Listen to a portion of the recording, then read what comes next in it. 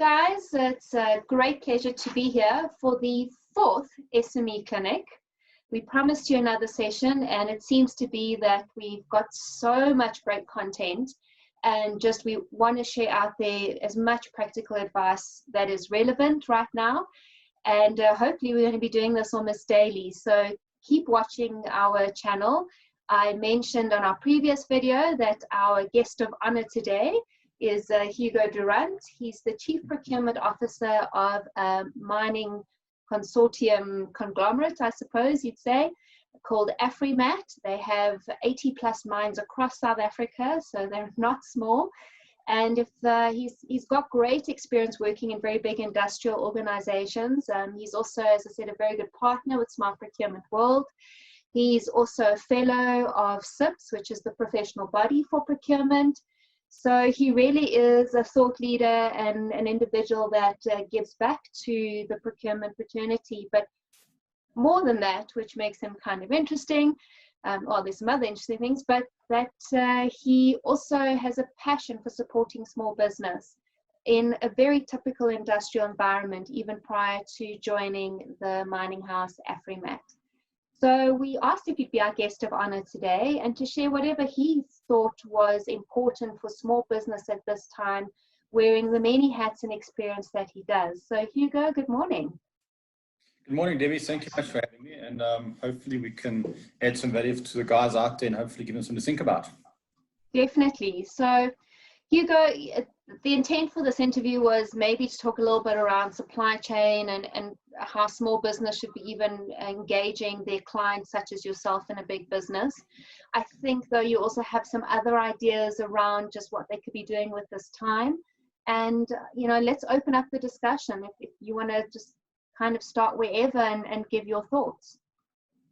Yes, thanks. I think, look, this is a challenging time for everyone, small businesses, large businesses. I don't think anyone had this on their radar in strat planning sessions for the last year, beginning of the year. This is really something, it's not a textbook style situation we're in, and it's a very fluid situation. We need to adapt fairly quickly to be able to survive in this environment we're in right now. I think instead of looking at the negative around us, look at the positive.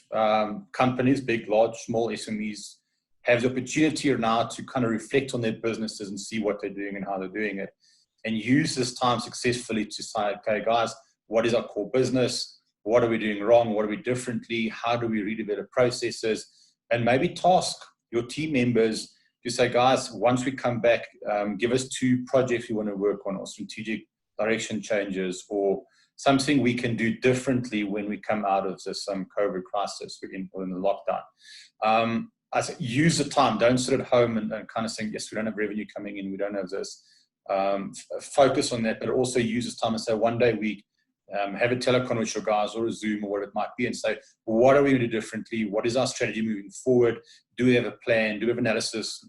Look at your business as a whole and what you can do differently. So I do think use this time to reflect. So when the economy starts picking up again, you don't have on the back foot, you have a plan already and you can move forward with that. I think it's time that we can use positively and keep ourselves busy by thinking what we're going to do in the future with some businesses. I like to TED by Simone Giertz. She designs and builds robotics and engineering type stuff, and she just said a lot of stuff she's building won't be used, won't go anywhere, but at least her mind is going towards something, and she will find something somewhere that will add value in her life and an organization. So I think that's the whole thing. Just look at different avenues, use this time to start planning, to do things differently in your business, and hopefully you can do that differently when we start working back again. I think those are very good suggestions. I was actually listening to a video by Professor Nick, I think it's Bradell, he's head of Giertz, and he gave 14 things what a leader should be doing right now. And it's exactly what you suggested, that you should be looking at future projects. At the same time though, you also need to be looking at, you know, especially if you're a small business, to not go after 20 different things either. You know, obviously you want to make some things will work, some things won't, but don't forget what your core business is. But how do you take your core business into almost a 4th industrial revolution? He also mentioned something quite interesting where he said that you should out of these 14 things, one of them was, you know, write down the things that are scaring you and that are really issues at the moment, and really sort of quantify it. And I think a lot of people are just thinking it as opposed to putting it down on paper and thinking, you know, quantifying maybe an approach to it. And then to also consider your resources. What are the resources that you do have, and what can you do with that? And you almost touched on that now by saying, look at your team and ask your team to find new projects based on your core business and what you can change going forward. Yes, and I think there's things we can do, that companies could potentially do during this crisis as well. I'm aware of a company, they transported pyrotechnics and did shows in theatre and live industry, which we all know does not exist at this point in time. And instead of keeping these staff and getting rid of these vehicles, most of these vehicles were HAZCAM approved, they had permits for carrying explosives, etc. And they went looking for mining business to say, listen guys, how do we use our current assets and resources and divert that into something different field.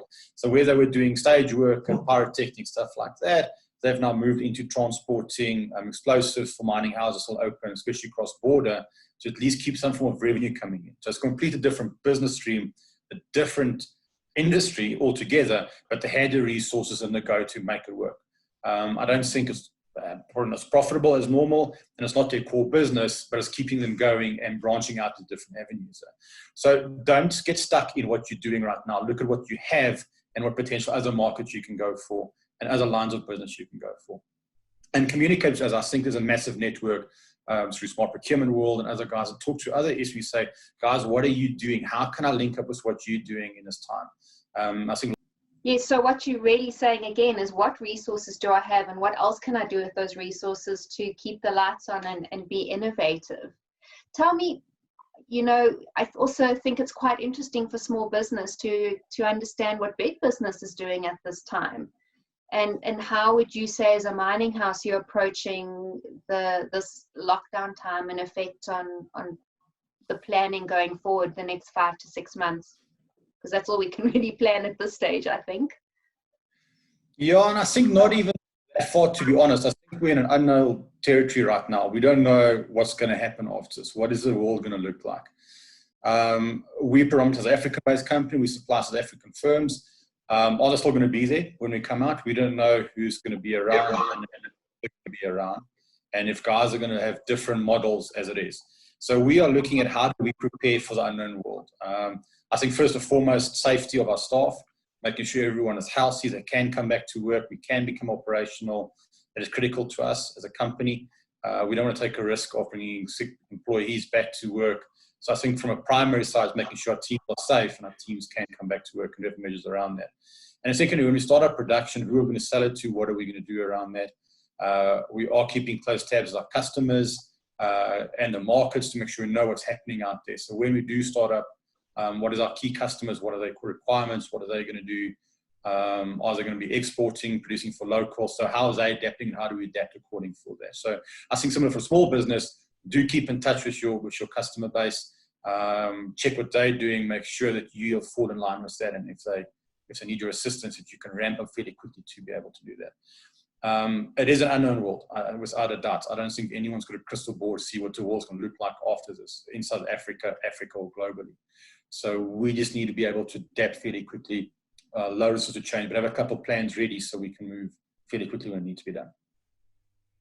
I think it's quite interesting. We were having a discussion with the procurement team at one of the large banks yesterday, and they were sharing that obviously being pushed very quickly into the fourth industrial revolution, you know, suddenly going from staff based at an office to 8,000 laptops needed to work from home. I also heard today from another large organization that they needed 30,000 laptops, which aren't exactly just all lying around an incredible connection.